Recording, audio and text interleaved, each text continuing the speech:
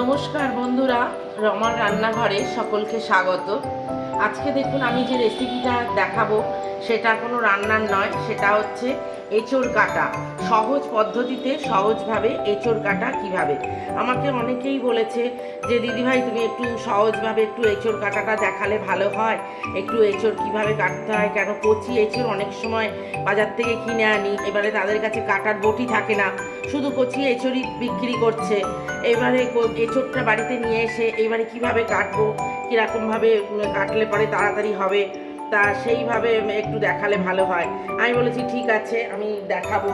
তা আজকে আমি সেই রেসিপিটা নিয়েই এসেছি আর কি, সেইটাই দেখাবো। তা দেখুন প্রথমে আর কি সেটা হচ্ছে একটু হাতে একটু সর্ষের তেল এইভাবে একটু মাখিয়ে নিতে হবে। আর যে বটিটায় কাটা হবে সেই বটিটার গায়ে একটু আলতো করে একটু সর্ষের তেল লাগিয়ে নেওয়া।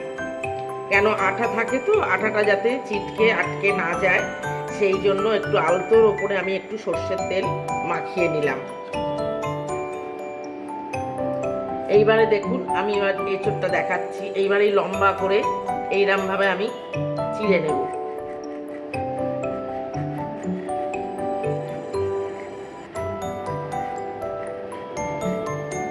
একদম সহজভাবে কাটা, কোনো ঝামেলা নেই। এই আর একটা এর থেকে এলাম ছিঁড়ে নিচ্ছি।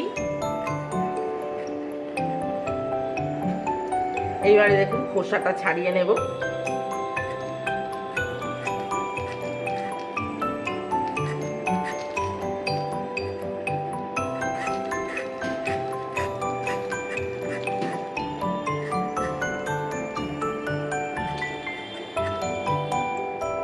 এইভাবে দেখুন খোসাটাকে আস্তে আস্তে করে ছাড়িয়ে নিতে হবে।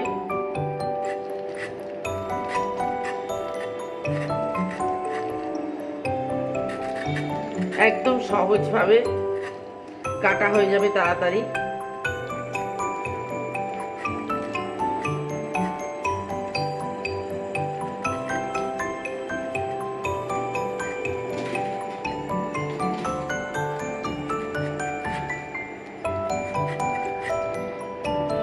এটা একটু বটিটায় আমার একটু ধারটা কমে গেছে বন্ধুরা, যার জন্য একটু সময় লাগছে।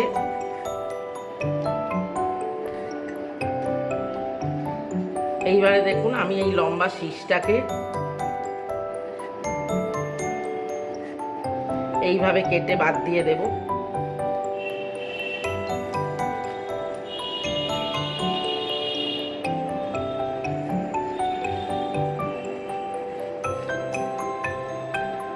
নিয়ে এইভাবে দেখুন